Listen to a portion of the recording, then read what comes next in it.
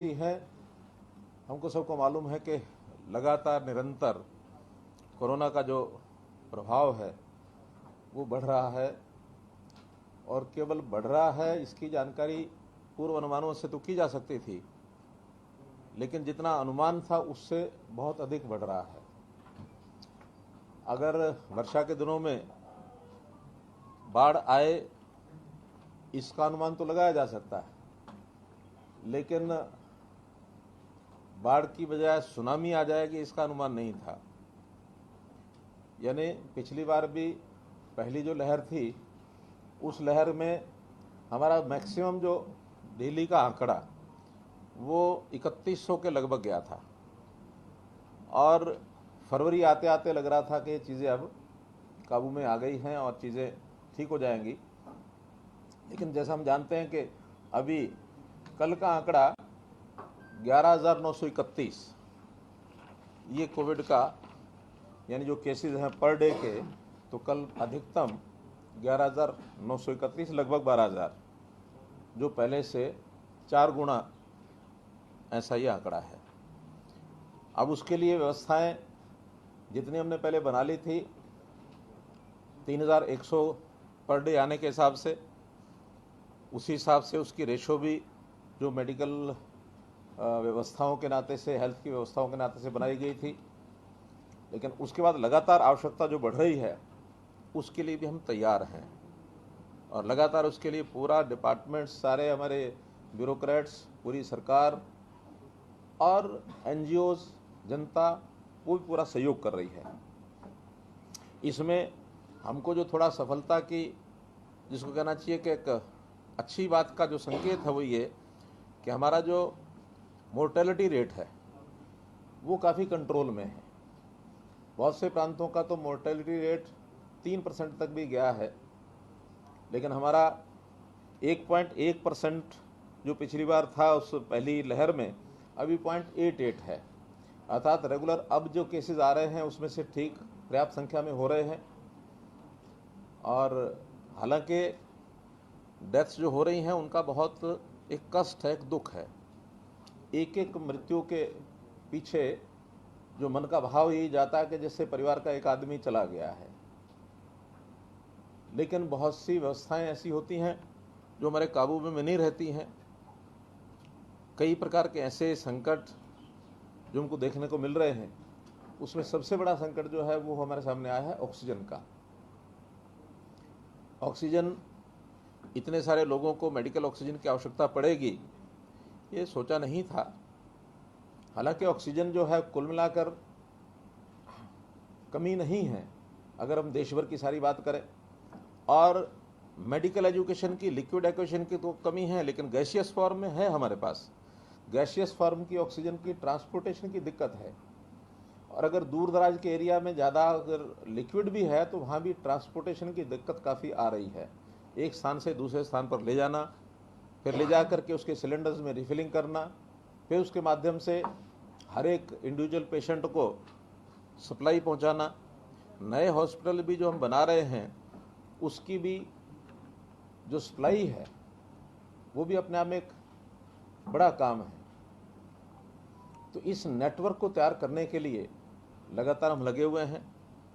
मैं एक दिन पहले 5 स्थानों पर होके आया और जो एक्सपेंशन के हमारे काम हैं या गैस सप्लाई के जो प्रोजेक्ट्स हैं उसी को देखने के लिए गया था।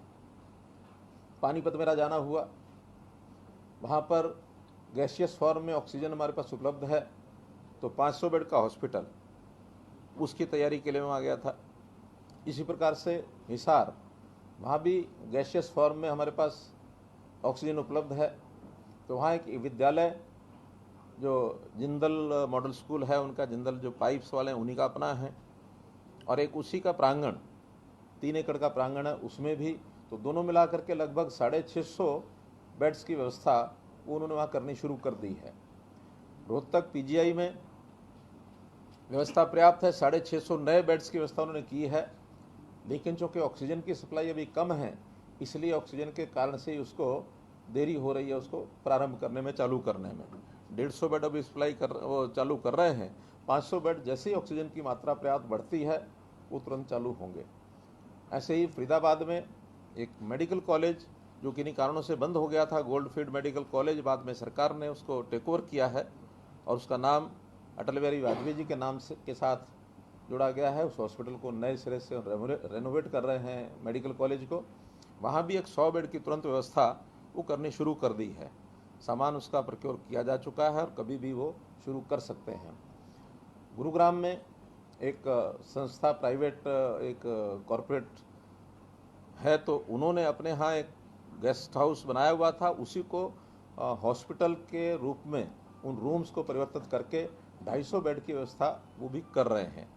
उनको ऑक्सीजन की हमसे अपेक्षा नहीं है, बल्कि वो ऑक्सीजन कंसंट्रेटर्स 250 ये उन्होंने प्रबंध कर लिया है और 1-2 दिन के बाद वो जैसे ही उपलब्ध हो जाएंगे, बाहर से आने विदेश से आते ही वो उसको चालू कर देंगे। तो ऐसे नए बेड्स की व्यवस्था, ऑक्सीजन की सप्लाई, डॉक्टर्स की, जैसे फरीदाबाद के मेडिकल कॉलेज में जो 100 बेड का हॉस्पिटल शुरू होगा तो वहाँ आर्मी के लोगों ने कहा कि हम वहाँ के लिए डॉक्टर जितनी आवश्यकता होगी वो मैन पावर भेज देंगे। कुछ स्टूडेंट्स जो हैं नर्सिंग स्टाफ के या मेडिकल कॉलेजेस में जो स्टूडेंट्स पढ़ रहे हैं 4th ईयर के या जो इंटर्नशिप कर रहे हैं, उनको भी सबको हम लगा रहे हैं। साथ ही वॉलंटियर्स इस नाते से जो अपने आप को ऑफर करते हैं, रिटायर्ड लोग हैं, बाकी सब हैं, उनकी भी जगह जगह से जो हमको सप्लाई मिल रही है उनको उपयोग में ला रहे हैं। हमारी जो सरकारी व्यवस्था में IAS, IPS, HCS, HPS या IFS, इस नाते से भी बहुत से डॉक्टर्स हैं, MBBS हैं, MD हैं, जिन्होंने कोर्सेज किए हुए हैं लेकिन सर्विसेज में आ गए। उन सबको भी हमने कहा है कि इस समय में उनको भी वहाँ से निकाल करके और सेवाओं को लेने के लिए इसके अंदर लगाया जाए, उसकी भी योजना सारी बनी है। तो ऐसा पूरी शक्ति, पूरी ताकत, चाहे वो सरकार की है, ब्यूरोक्रेट्स की है, जनता की है, संस्थाओं की है, प्राइवेट हॉस्पिटल्स की है, वो सब उसके अंदर हम ले रहे हैं। और मैं आपको विश्वास दिलाता हूँ कि एक एक दिन हमारी जैसे व्यवस्थाएँ ठीक हो रही हैं, उसकी ठीक होते ही सारी चीज़ें हमारे कंट्रोल में रहेंगी, काबू से बाहर नहीं जाएंगी। जहाँ तक ऑक्सीजन सप्लाई की बात है, हमें कल से पहले 162 मीट्रिक टन इसका कोटा था।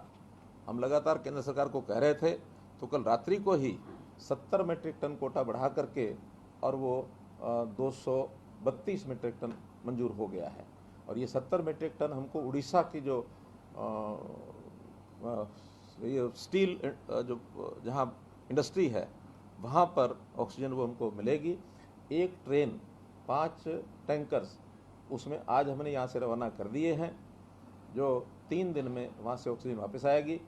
सायंकाल तक 2 टैंकर जो योजना है हवाई एयरलिफ्टिंग के माध्यम से 2 टैंकर वहाँ शाम रात्रि तक पहुँच जाएंगे, वापसी पर वो बाई रोड आएंगे। तो इस प्रकार से चाहे ये ट्रेन की हैं, चाहे वो बाई एयर जाएंगे, तो भी कम से कम 1.5 दिन का समय, 2 दिन का समय उसमें लगेगा। तब तक हमारी जो पिछली सारी कैपेसिटी है उसको हम उपयोग कर रहे हैं।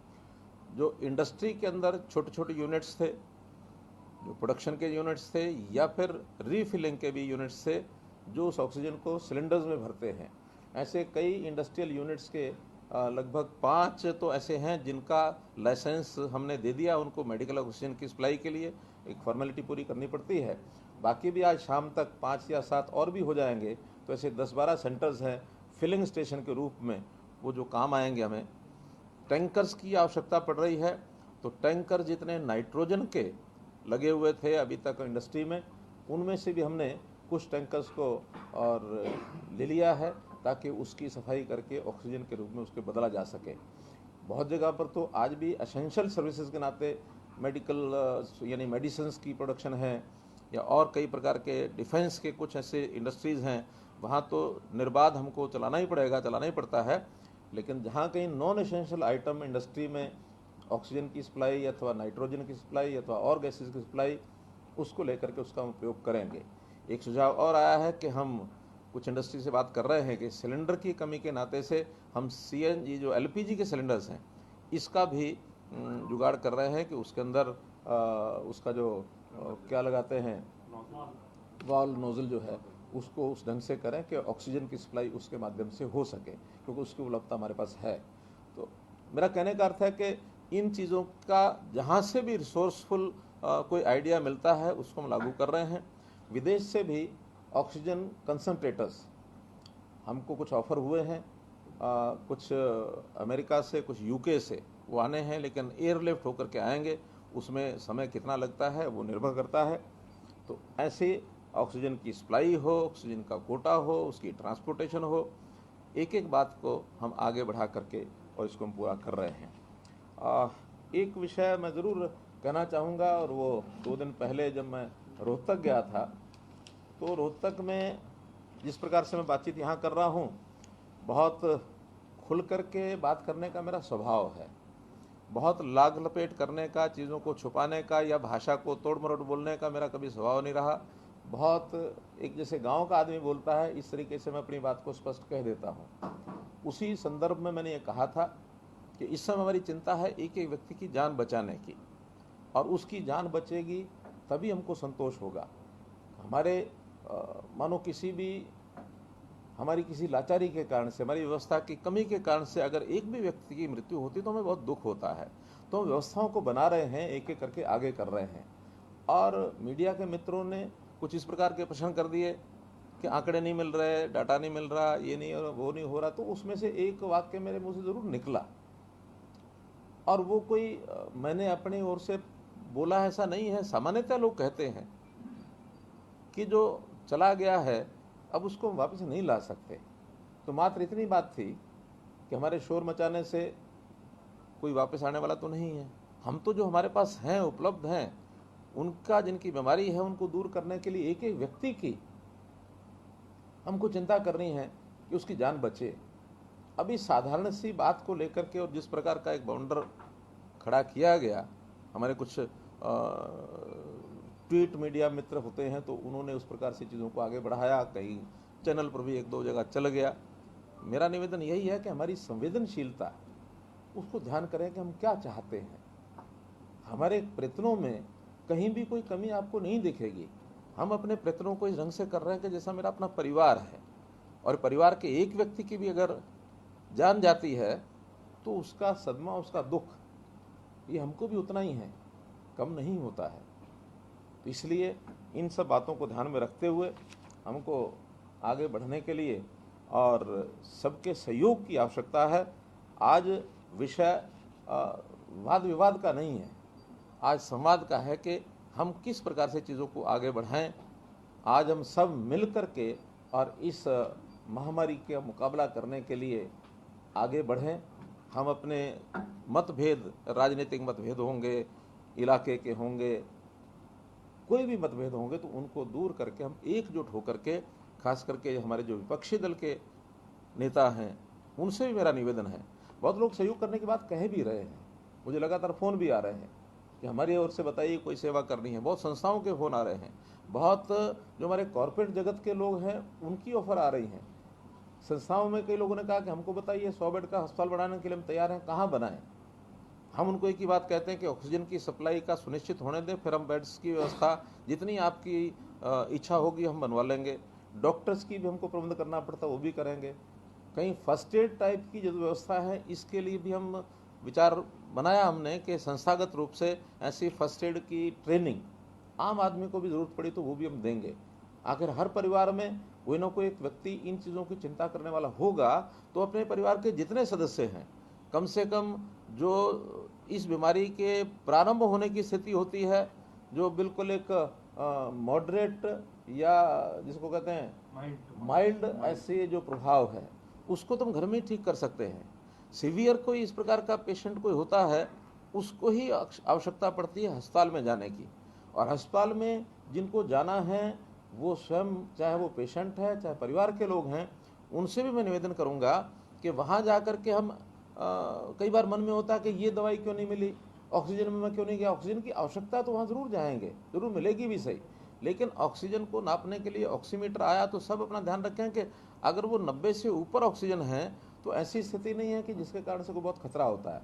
वो 90 से नीचे गिरती है तब जा करके कठिनाई होती है, उस समय हॉस्पिटल में हॉस्पिटलाइज हो जाए, या अपने ऑक्सीमीटर 10 लीटर के जो ये है हमारे ऑक्सीजन कंसंट्रेटर, तो इस कंसंट्रेटर का भी अब बहुत उपलब्ध होने लग गए हैं, उसको लेकर के घर में भी हम उसका एक ऑक्सीजन के कुछ समय के लिए हम रख सकते हैं।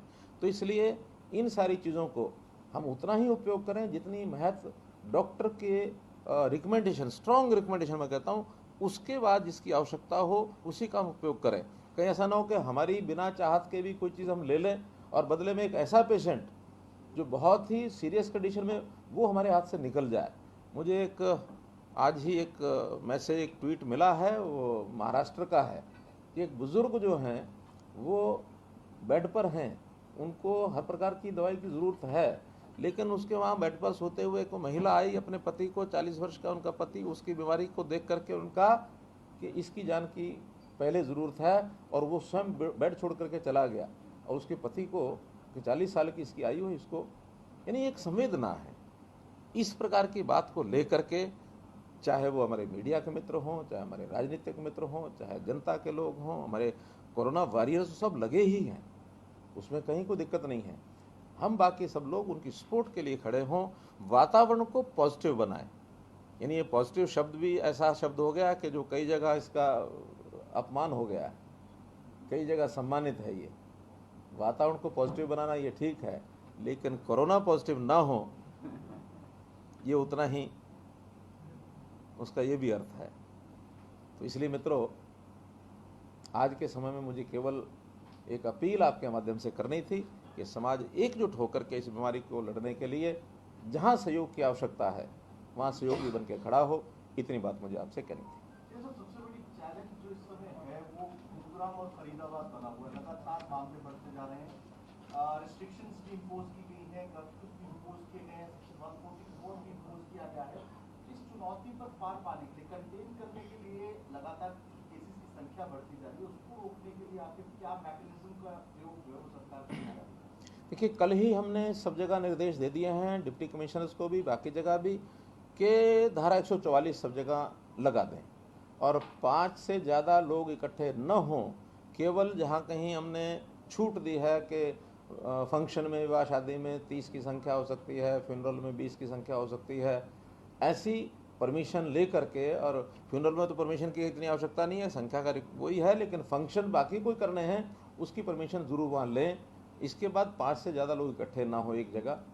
दूसरा, जो हमने कंटेनमेंट जोन बनाए हैं, पहले माइक्रो कंटेनमेंट जोन का एक विषय हमने प्रारंभ किया था कि भी कोई एक व्यक्ति कोरोना पॉजिटिव हो जाता है तो उसके आसपास की एक बिल्डिंग ज़्यादा, अगर ऊंची बिल्डिंग है या घर आसपास है तो 3-4 घर, उनका एक माइक्रो कंटेनमेंट जोन बनाए। वहाँ की मूवमेंट अगर बंद हो जाती है तो चीज़ें रुकेंगी। लेकिन अनुभव ये आया है कि कुछ एरियाज अब ऐसे हो गए हैं जिसमें हर दूसरे चौथे घर में ही कोई ना कोई पॉजिटिव निकल रहा है। तो उसके बाद हमने उस एरिया को, जहाँ 10% से ज़्यादा जिस आबादी में पॉजिटिव संख्या हो रही है, उसको मैक्रो कंटेनमेंट जोन, बड़ा यानी कंटेनमेंट जोन बनाया है। और वो उसको इम्प्लीमेंट करना भी आसान है।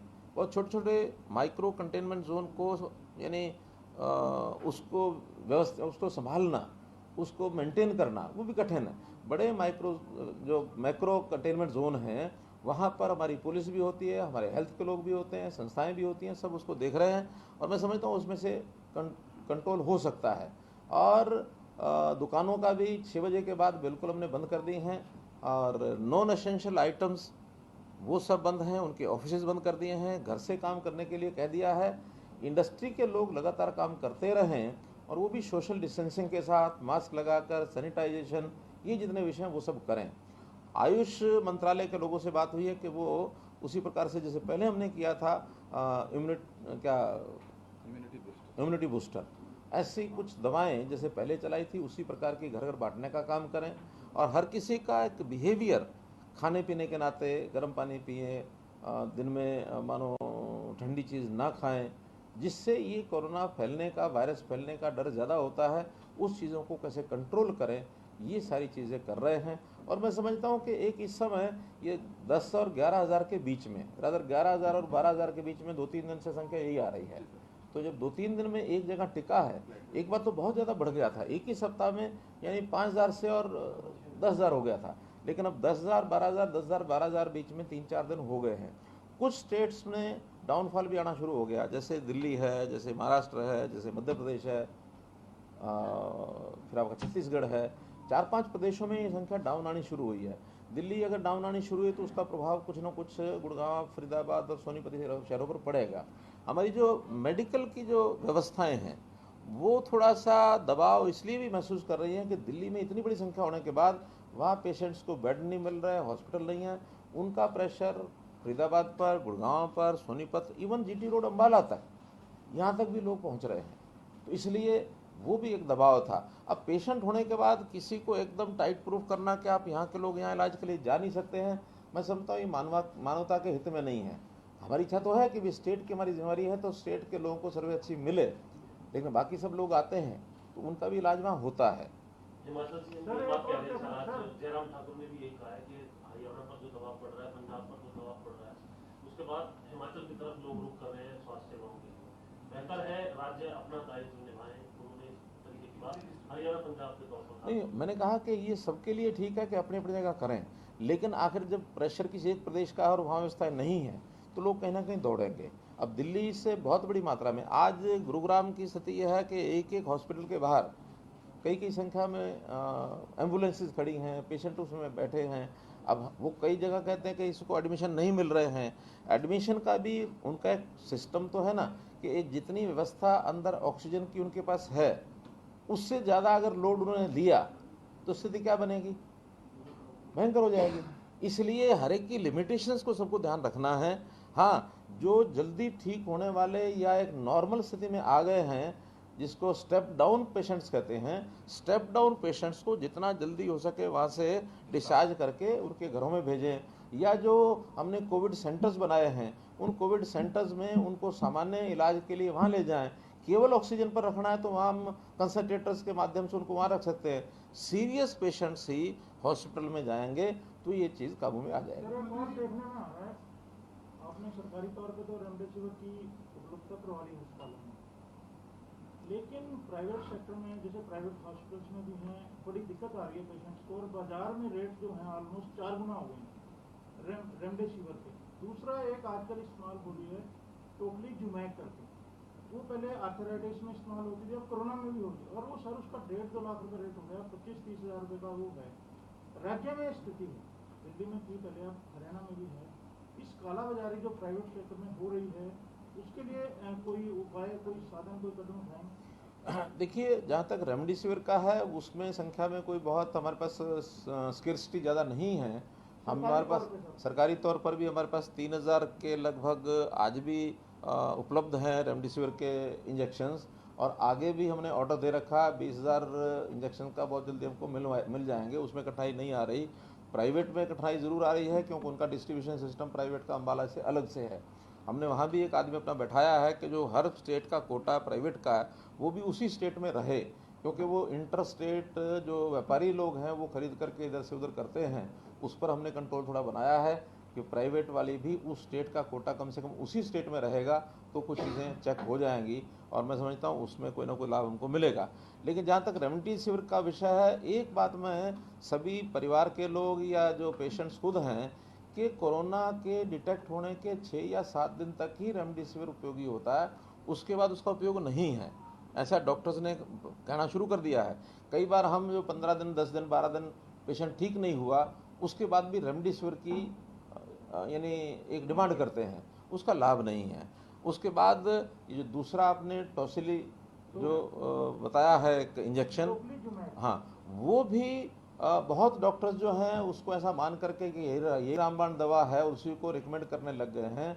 अब उसके लिए कोई ना कोई हमें सिस्टम अपना बनाना पड़ेगा। मैंने आज भी कहा है अपने हेल्थ डिपार्टमेंट को कि एक बोर्ड बना लें, उस बोर्ड में जो भी कोई रिपोर्ट्स होती हैं पेशेंट की उस बोर्ड के पास पहुँचे, क्योंकि अभी तो व्हाट्सएप के माध्यम से तुरंत पहुंच जाती हैं, और वो बोर्ड कहे कि हाँ इसको टॉसिली की ज़रूरत है तो उसको टॉसिली उपलब्ध कराई जाए। आज भी हमारे पास 160 टॉसिली ये हमारे पास उपलब्ध हैं। सर उसमें एक और है, डॉक्टर जो हैं प्राइवेट हॉस्पिटल की बात कर रहा हूँ, गवर्नमेंट की नहीं, टोक्लीजुमैब जो है उसका साल्ट भी आ गया डॉक्टर रेड्डी का, लेकिन वो उसको एक्सेप्ट नहीं करते हैं, वो कहते हैं कि टोक्ली ही चाहिए, टोक्लीजुमैब ही चाहिए। ये बड़े हमारे पंचकुला में भी ऐसा वो rare of the rarest use में आता है, और विशेषकर उन पेशेंट्स को आता है जो लंग्स और हार्ट दोनों। नहीं वो ठीक है, लेकिन डॉक्टर के सेम बेसिकली जिसके हार्ट में प्रॉब्लम है और कोरोना हो गया उसमें यूज होता है। वो बोर्ड को इंस्ट्रक्शन दें सर कि सेम सॉल्ट का अगर कोई इंजेक्शन आ रहा है। जारी हो रही है। आज स्वास्थ्य विभाग इस पर सोच रहा है, विचार कर रहा है, क्योंकि हमने भी कहा है कि इसका कोई ना कोई एक सिस्टम बनाए, क्योंकि ओपन फॉर ऑल अगर रहेगा और वहाँ उपलब्धता नहीं होगी, क्योंकि वो सारी चीज़ टॉसिली जो है सिप्ला के माध्यम से विदेश से आती है, यहाँ तो बनती नहीं है और उनकी लिमिट्स सिप्ला की है अपनी बनी, उनको उपलब्ध नहीं होती है।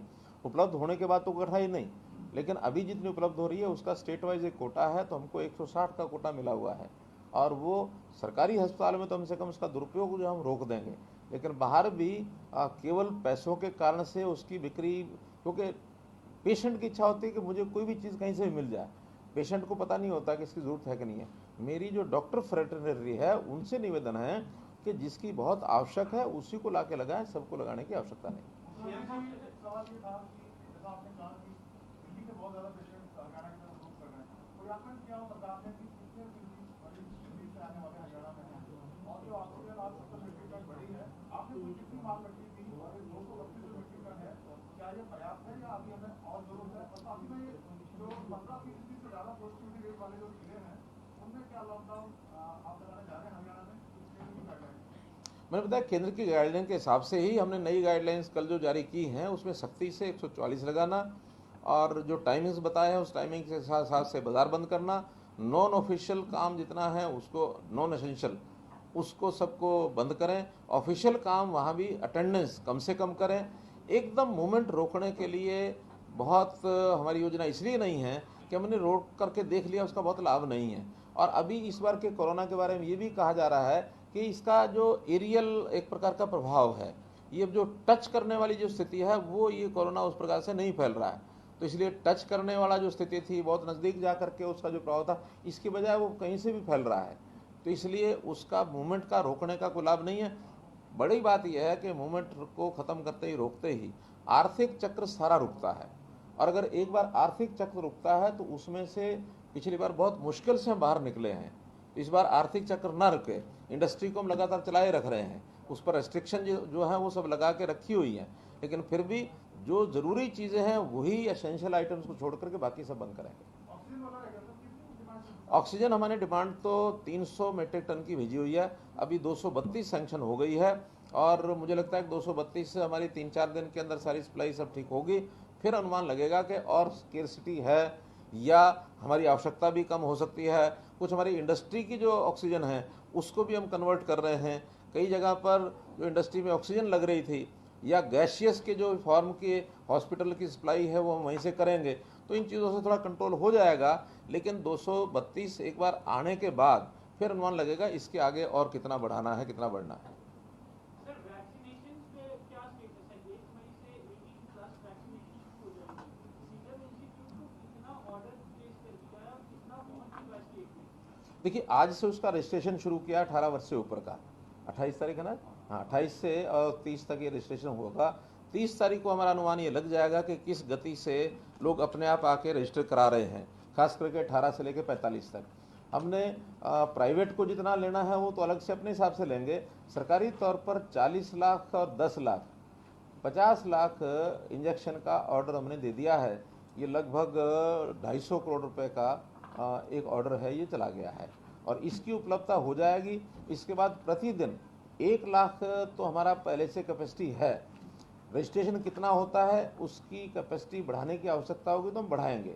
1 से अगर 1.5 लाख जाना होगा, 2 लाख प्रतिदिन जाना होगा तो हम जाएंगे। लगभग महीने भर का ये जो हमारे पास इंजेक्शन है इसका प्रोग्राम चलेगा और सबको रेगुलरली उनको मैसेज जाएंगे कि किस व्यक्ति को किस हॉस्पिटल में या किस डिस्पेंसरी में किस दिन पहुंचना है। हम कोशिश करेंगे कि जो मेन हॉस्पिटल्स हैं जहाँ कोविड का प्रेशर ज़्यादा है उसको छोड़कर बाकी जगह, क्योंकि जो वैक्सीनेशन का काम उतना कॉम्प्लिकेटेड नहीं है, तो सिंपल एक इंजेक्शन लगा करके एक आधा घंटे से लेकर 1 घंटे तक ऑब्जर्वेशन में रखना होता है व्यक्ति को।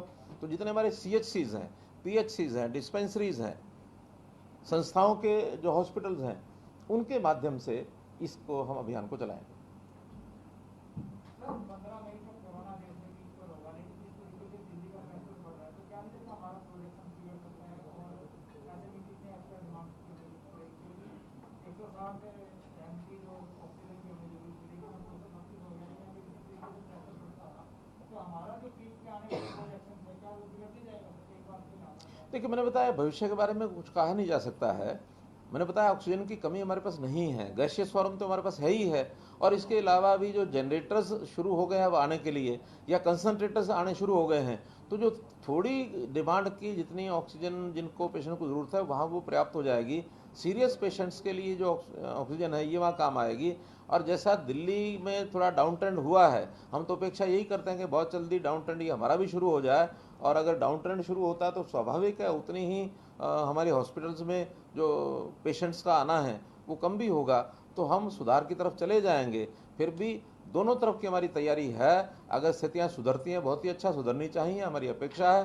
किसी कारण से नहीं सुधरती हैं, ऐसे कैसी चलती हैं, इससे बढ़ती हैं, तो हम लगातार हर दिन कैसे हमारा गैस की कैसे हमारे पास ज़्यादा ऑक्सीजन आए और उसका ट्रांसपोर्टेशन का सिस्टम कैसे ठीक हो। मैंने बताया कि जैसे हम उड़ीसा के प्लांटों से लेकर के आ रहे हैं, आज ही उसकी transportation by train by air सब हमने शुरू कर दी है, और आने वाले 2 दिन में 3 दिन में और चीज़ें क्लियर हो जाएंगी। ये एमबीबीएस के जो फाइनल ईयर के स्टूडेंट्स आपने कहा भी था तो उनको भी लगाएंगे, और पैरामेडिकल स्टाफ के लोग वो कब तक जो है ज्वाइन कर देंगे?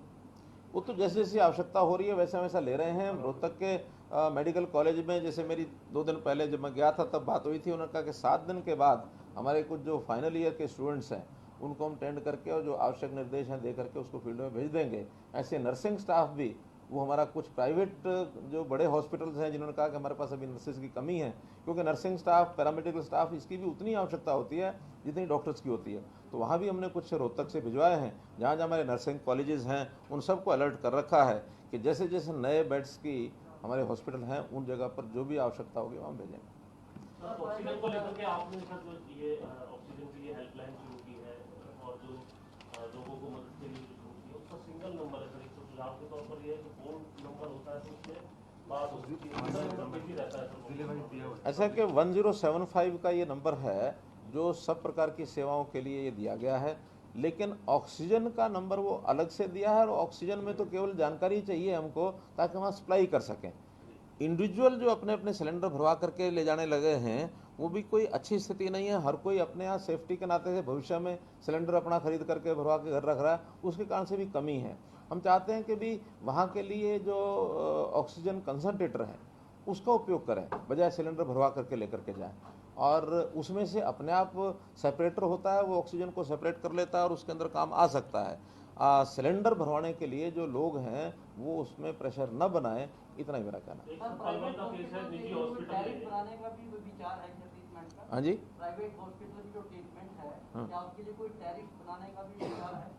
नहीं, टैरिफ बढ़ाने का तो कोई विषय नहीं, पहले से जो तय किए हैं वही हमारे हैं, और हम उसके में भी जहाँ कैसे शिकायतें आ रही हैं कि वो ज़्यादा पैसे न लें, ये हम अपील फिर करेंगे कि कोरोना का समय ऐसा समय नहीं है कि किसी को उसमें रेट बढ़ा करके कुछ लाभ लेने की बात है। आज तो महामारी से लड़ने की बात है, तो ये सबका दायित्व है कि महामारी को से लड़ने के लिए मिलजुल करके महामारी से लड़ें। सारे टेस्टिंग बढ़ा रहे हैं क्या आप लोग? क्योंकि कई जगह देखा जा रहा है कि लोग टेस्ट कराने जा रहे हैं लेकिन वहाँ पे किट अवेलेबल नहीं है और उनका टेस्ट नहीं हो पा रहे, इस पर कुछ सरकार ध्यान दे रही है? देखिए, टेस्टिंग इस समय लगभग 40,000 और 50,000 के बीच में हमारी चल रही है, और इस टेस्टिंग का जितनी आवश्यकता होती है उसका सब बढ़ा लेते हैं। बीच बीच में हमने मेगा डे ये भी बनाए हैं, 1-1 लाख लोगों की टेस्टिंग भी हमने की है।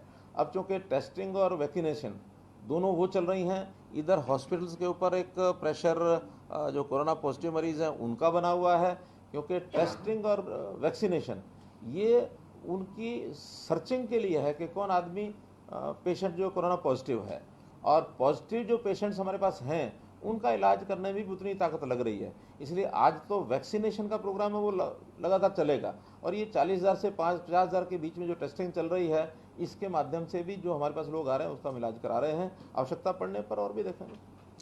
मेरा आपसे निवेदन अंत में यही है कि कुल मिलाकर समाज में